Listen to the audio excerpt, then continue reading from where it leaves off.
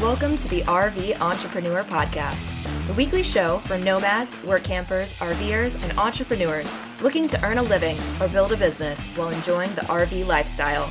This week's host is Kimberly Crossland. Let's settle in and enjoy the RV Entrepreneur Podcast, brought to you by RV Life.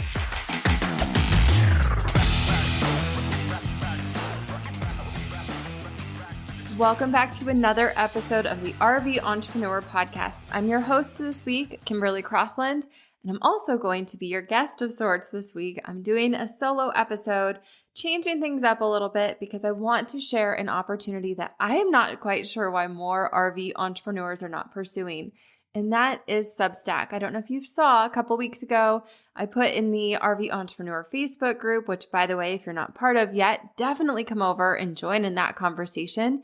Always great connecting with other RV entrepreneurs, but I put a question in there about Substack specifically. Now, Substack, I'm going to tell you a little bit more about it, but essentially it is a platform that lets you send newsletters, distribute a podcast, and get paid for it. How awesome does that sound? And really, for RV entrepreneurs, there is such an opportunity here. So much of an opportunity that I knew I had to devote an entire RV entrepreneur episode just to talking through this platform.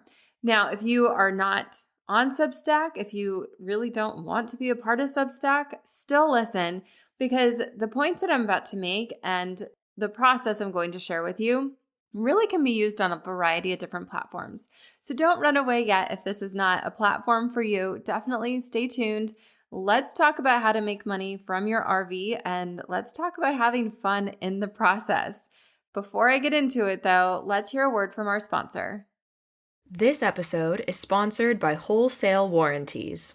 Protecting your RV investment means being ready for anything. An extended RV warranty from Wholesale Warranties is the best way to make sure that if an RV failure happens, you can afford to get back to enjoying the RV life as soon as possible. RV warranties are available for motorhomes, fifth wheels, and travel trailers, new and used, across the U.S. Visit wholesalewarranties.com for a free personalized RV warranty quote today and hit the road with peace of mind tomorrow.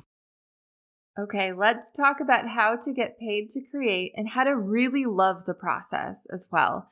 Because when you think about being an RV entrepreneur, isn't that what it's all about? Loving how you're showing up in this world, whether it's through your business or on the open road or at a new campground, meeting new people.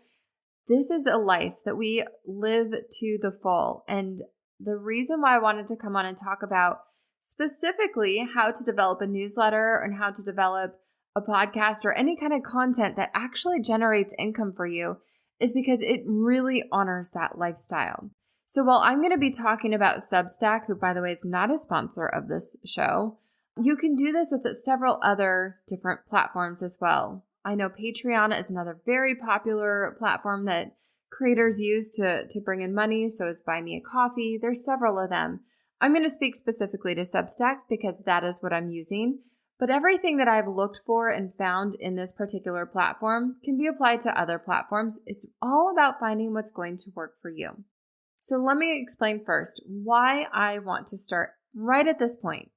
When I look at what I call the RV entrepreneur business model, or in my case, the roadpreneur business model, what I look for is a few different things. First of all, diversified income. Now, having several different income streams can feel very overwhelming, especially if you are somebody who likes to travel and you want things simple. Why are you adding more when you're trying to live this minimalist type lifestyle? Well, in actuality, having several different revenue streams frees you up from relying too heavily on one. And so if something goes wrong, you get kicked off of a certain platform, it happens to the best of us. It really, truly does. You might not do anything wrong until something in that algorithm just shifts and you're not on that platform anymore. It'll ease that burden. Also, I wrote recently about how I had a client who out of the blue decided to change their strategy. They no longer needed my services, and it hit me like a ton of bricks because I was putting too many eggs in their basket. And while that hit hard at first, it first of all reminded me very, very quickly why we don't do that.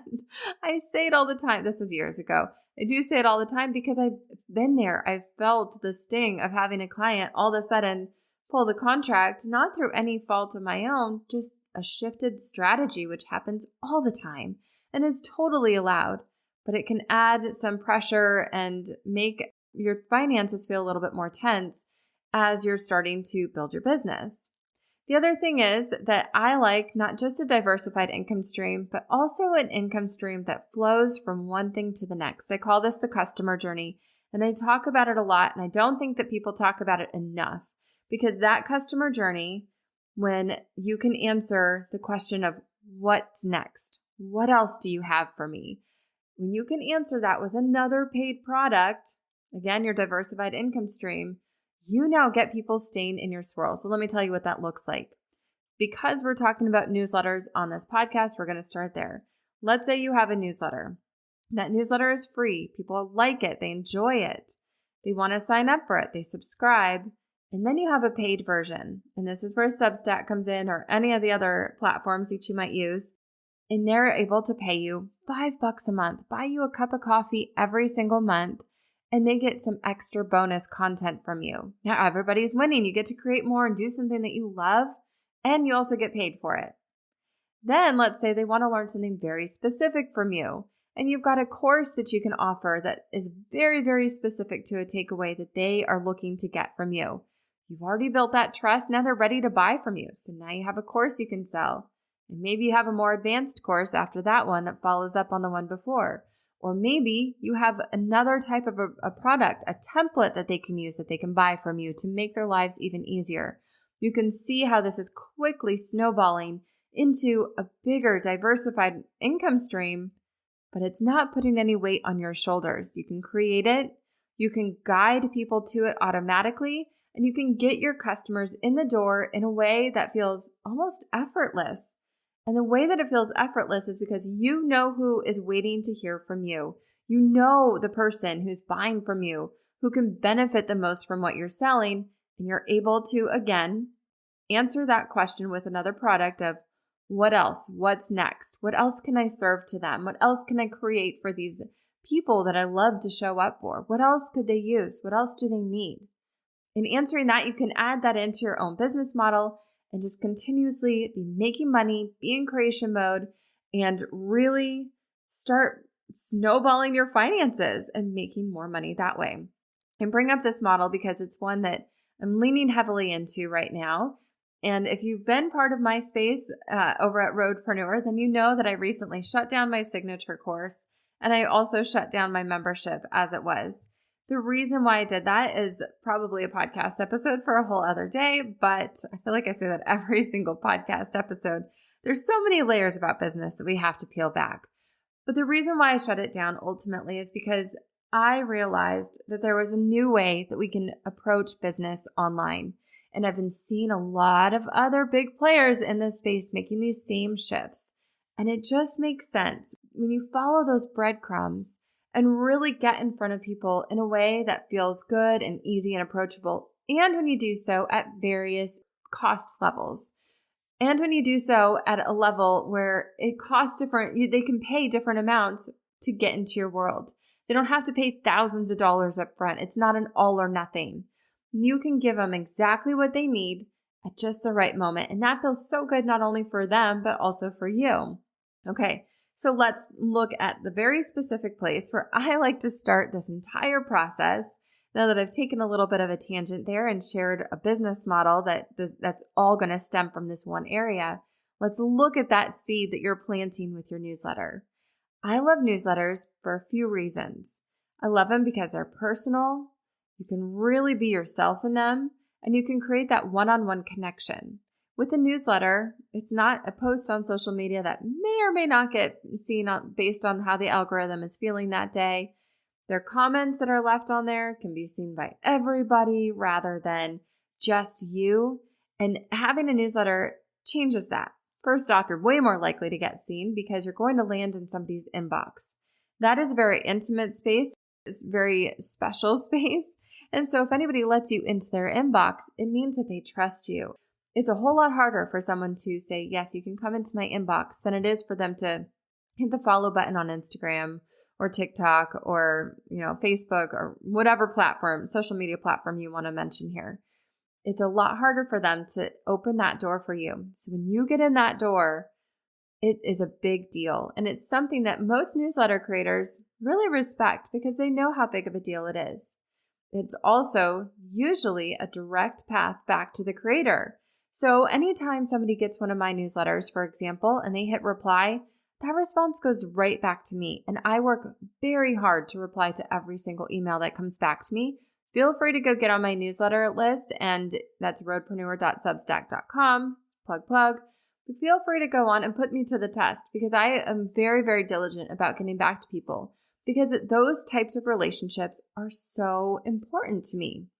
Yes, on social media, you have the direct message capability, but not everybody sees those. They get filtered into different message request folders, and sometimes they get lost in the shuffle, and it's harder to get that response sometimes. Not always, but sometimes. With a newsletter, you're more likely to get that response. An inbox is a little bit more calculated, and you're more likely to get in front of the creator. So that's one reason why I love newsletters. I also love them because they're just an easy way to tell a story and write somebody a letter and really tell your why. Why are you in business? And that is a cliche term that is overused, and I know that, I understand that. So don't take it as cliche though, because your why is what will make people pay attention. Your why is your brand. Your why is what people say about you when you're not in the room. And that is a big deal. And your newsletter lets you remind people of your why every single time. And it also lets you offer value every single time. Now, for too long in recent years, the email list has been this place where online business owners and creators have really tried to grow their email list so that they could sell. But when we take a step back and we look at a newsletter from a different lens of building those relationships, building community in more of that intimate setting, it really shifts that focus. Rather than requiring the sale to come after being on your list and having gone through a funnel where you're getting pressed to buy something very quickly when it might not be the right time for you. I used to have those funnels, by the way, and I've removed them because I no longer like them like that. I think, yes, there is a time and a place for that, but really, let's form the relationship first. That feels better. Might not make sales quite as quickly, but maybe I will because people now trust you a little bit more.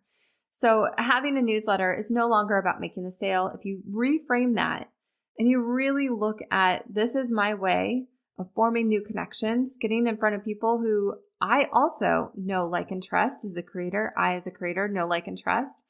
That is a whole new mindset shift.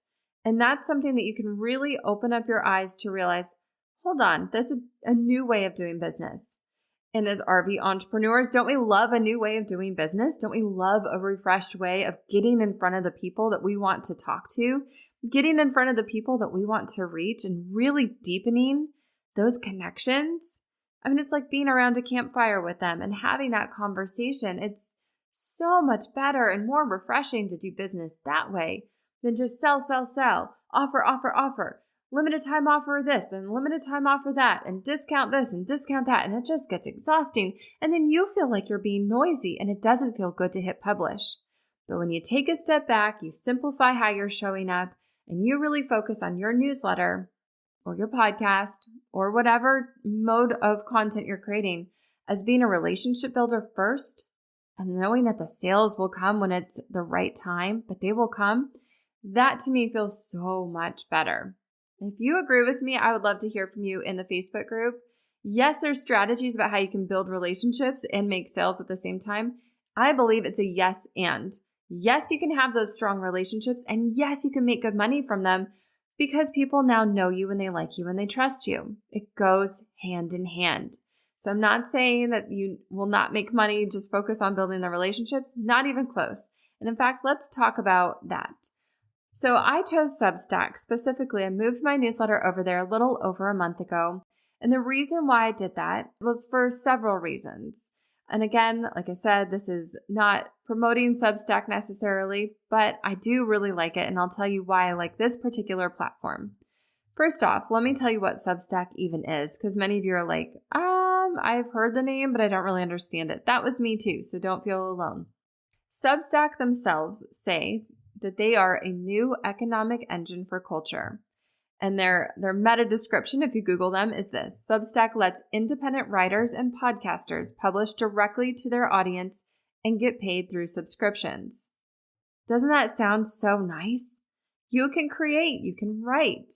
A few months ago, I was thinking through, what are my next steps? I feel like I need a change. I feel like I need to do something that feels more aligned to who I am and the people I'm trying to reach. And everything that came back to me as I was journaling and I was thinking and praying and talking to friends, everything that came back to me was this: just write.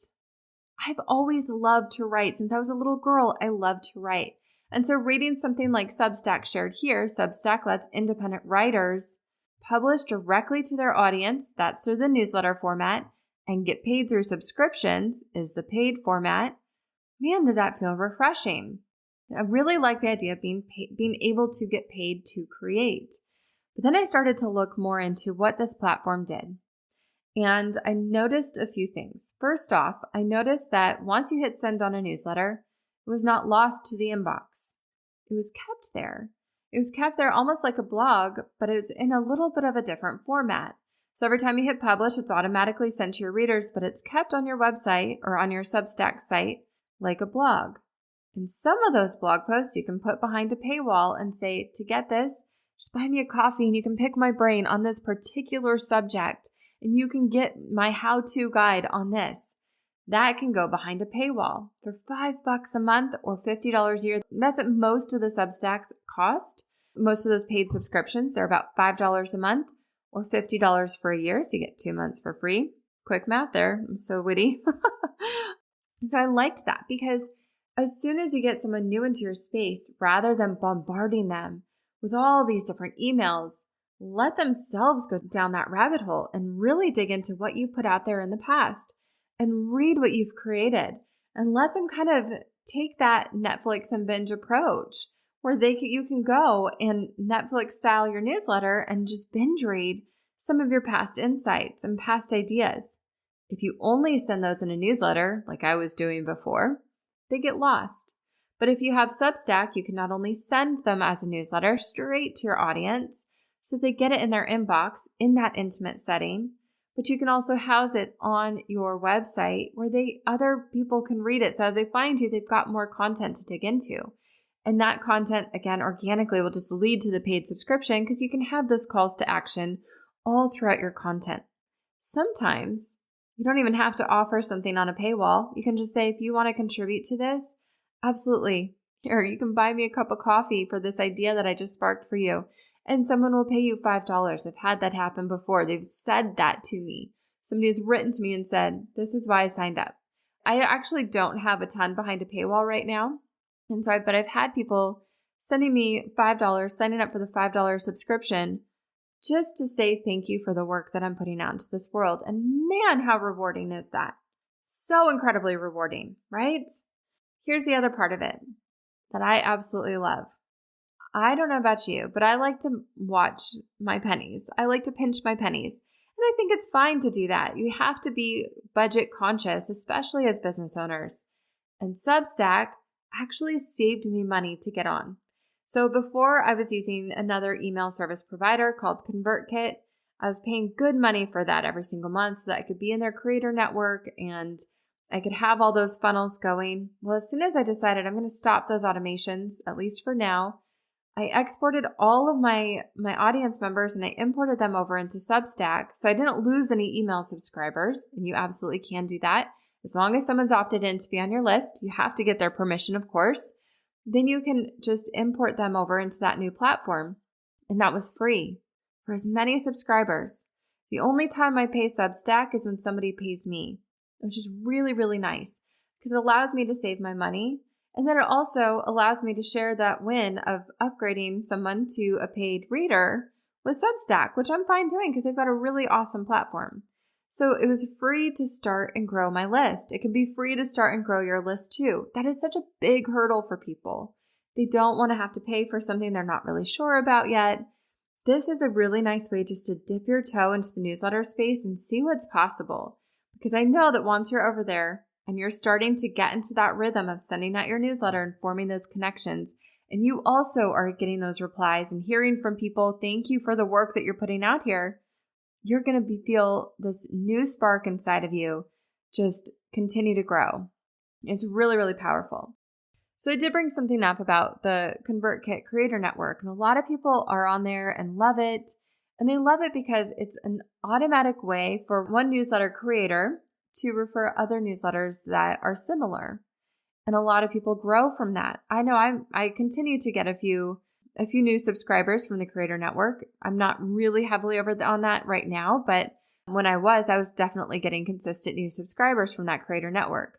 I tested it out actually for a few months to see, would I get more new subscribers from the Creator Network or from the Substack referral network?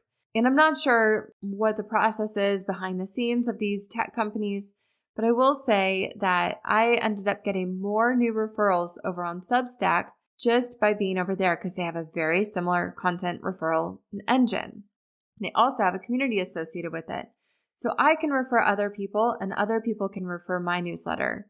And it's just such an easy way to get in front of people who like to receive newsletters, who are there for the newsletters, who are browsing the Substack app when they're, watching their kids practice or unable to watch their kids practice. They just want to dig in and read a little bit. It's a great way to get in front of them and get those new subscribers. And it's proven to be very effective. So I'm now organically growing my newsletter list, my email list with people who are looking at what I've written before and saying, oh, I'm interested. I would like a little bit more of that. And in doing so, it's just such a nice and rewarding way to get in front of people who really want your work. How good does that feel? And again, it can happen when you're off grid. It can happen anytime. It can happen when you're on the road. Your content lives on. Your content is in front of other people, and you're now getting those referrals. Okay, and finally, what I loved about this is you do have a community element. I feel like we're going way back to how things used to be when doing business online felt simple and light and good. And this was when you would publish a blog post and people could comment on it. Well, on Substack, you can also get those comments. And we can again have that dialogue. So I've had people pop in and ask a question, and I got to go back and say, oh, great point. Here's my answer to it. And it was nice to have that dialogue back and forth without the spam, without all the heaviness. Now, I know you can get this on other platforms. I know, of course, YouTube, you definitely can leave comments. That's a huge strategy over on YouTube as well. Podcasts, it's a little bit different, but you can comment on them in the Facebook group. Just like we have here at RVE Entrepreneur, you can go and comment on this episode, share about it over in the Facebook group, and then we can have a discussion over there. So regardless, it's really good to have a community set up around whatever you're creating. And for me, I ended up closing down my Facebook group and I moved it all over to Substack. So it's all in one place. There's no right or wrong tech stack. It's all about figuring out what works for you as the creator. So by now, if you're interested in getting on Substack, let me tell you a 3-step process just to get going, because I think it's worth trying. I truly think it's worth trying. Whether it's on Substack, whether it's on Patreon, whether it's on any of these other platforms, Buy Me a Coffee, it's really worth trying to add some sort of a paywall or an opportunity for people to say thank you with their dollars and cents for what you're putting out into the world. I really do believe that this is a new approach that a lot of people are finding very refreshing. And the stats and the successes really do back up that claim. First of all, just start. Start and play around with it. Start putting out some fun content. Play around with what types of content you're going to create. How long are your newsletters going to be? Are they going to be short, long, in-depth? Are they going to point to other resources? Are you going to do a curated newsletter? Are you going to do one of those atomic newsletters, which is essentially like one-liners, like 3 one-liners in a newsletter, and then that's it? So it's like a daily quick dose of inspiration. Or are you going to do something in between? You decide what's going to work best for you. Then import your past content and just grow your list. Engage with other people on the platform. Engage with other creators, and you're going to start to really grow organically because you're going to be surrounding yourself with like-minded businesses, brands, and individuals. It's just such a good way to connect, and it's a way that feels really good and really human, by the way. The humanity in online business, we don't need to be taking that out. We need to be putting it back in. And this to me is a really great way to be putting that humanity back into the podcast, content creation, newsletter realm. We're putting the people back in. And I love that. I love people. I'm kind of an introvert, but I love people. The second step to your Substack, or again, anything that you're creating, is to put up some kind of a paywall. Let people pay and get something in return. Let them feel that exciting dopamine rush of, oh, I just got something. It feels really good. It really feels really fun to receive. Allow them to receive. So there's a lot of different things you can do in terms of incentivizing people to pay you over on Substack. You can, for example, offer exclusive content. So you can put content up there, offer a little teaser, and then everything below it you have to pay to read the nitty-gritty that comes below it. You decide where that paywall comes in. You decide which content is behind a paywall and which isn't. That's entirely up to you as the creator, but you can do that from the get-go. Put some content behind a paywall. You can also offer exclusive discounts just for the people who are your paid subscribers. If you do have courses and you do have different products, this is a great way to offer them something in exchange. Let that subscription pay for itself, and now they're getting more from you. They're hearing more from you. They're deeper in your swirl. They're more likely to buy because now they also know they're getting a good deal. They're saving money. It just makes sense. You can also do a live monthly call with you. You can have maybe even a private community that's just for the paid subscribers. There's a lot of different ways where you can offer that direct connection to you, but only for the paid subscribers. It allows you to put up a boundary for yourself as the business owner. Boundaries are healthy. Boundaries are beautiful. You're allowed to do them. And this is one way that you can do it in a way that feels good. Now you're showing up for the people who have skin in the game, and they're really ready to receive that message that you're about to give to them. And that lets them really consume it on a different level, and it deepens your impact that you're making on the customer. It feels good to ask for money. Sales is not a bad thing. Finally, start your own network. Start on Substack and start growing by engaging with other writers, other newsletter creators. Go leave comments on their Substack. Go leave comments on their Patreon. Go leave comments in the Facebook groups that you're part of. It doesn't have to be, self-soliciting comments like, hey, come follow me. Not at all. Actually, that's kind of yucky. We don't like that. Let it be something that's insightful. Ask questions. Offer an idea.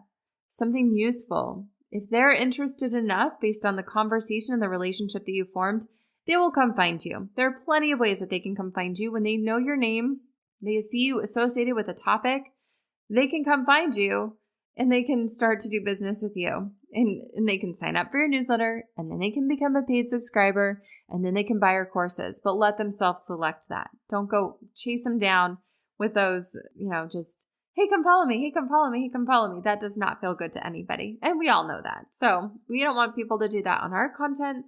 We want other people to come and ask us questions on our content. So just golden rule, right? Treat others the way you want to be treated.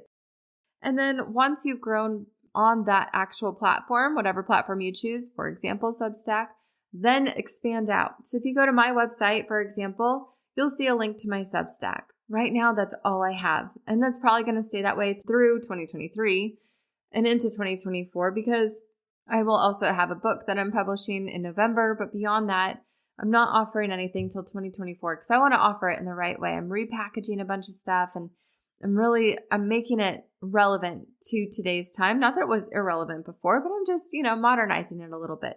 The online world moves fast. And so it's a really good opportunity to modernize it. And so I'm taking that opportunity. But for now, come and say hi and get a newsletter from me where I share a story, an idea, and a takeaway. That's exactly what you can do too. You can just start with that offer and grow at the speed that makes the most sense for you. Now, ultimately, here's what I love about it. I've talked a lot about connections and relationships and getting to know other people. What I did not say on any of this is freelancing and trading your time for money. If you're going to trade your time for money, I love to encourage people to do it at scale because yes, there's opportunity in freelancing. Yes, I still have a select group of clients, but these are clients that I'm very, very choosy about working with. And I get to be choosy because of how I've designed my business to have multiple income streams. Let the freelancing, that one-on-one work, let that come last. or let it come first as a way to bring in some quick revenue, but don't land there. Continue to put yourself out there.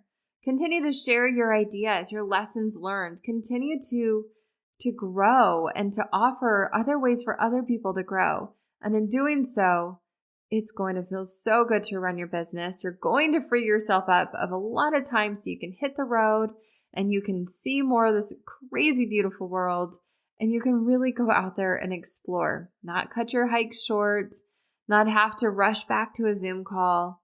You get to explore and really soak in all the beauty of the RV entrepreneur lifestyle. So there you have it. This is why I've chosen this business model. This is why I've specifically chosen to write newsletters, and my plan going forward, I will be having courses coming out very soon. And this is why I'm so passionate about forming these human connections. It's all about the people behind the screen, and I never want us to forget that. And I believe as RVers, we don't forget that because we get to link arms with new people all the time at campgrounds. We get to meet new faces and come together in a digital setting and then in a physical setting, like in the RV Entrepreneur Facebook group, and then eventually someday at another RV Entrepreneur Summit or at different RV shows where we get to connect and meet other people.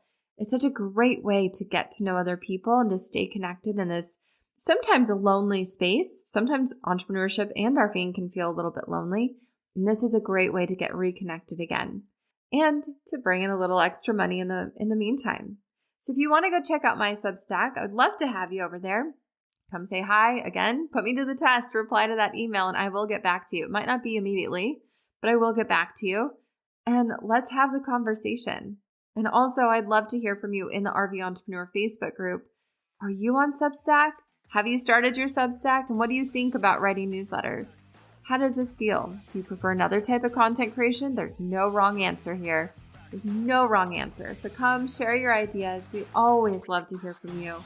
Thank you for being here. Thank you for being a loyal listener. And we will be back next week with another episode.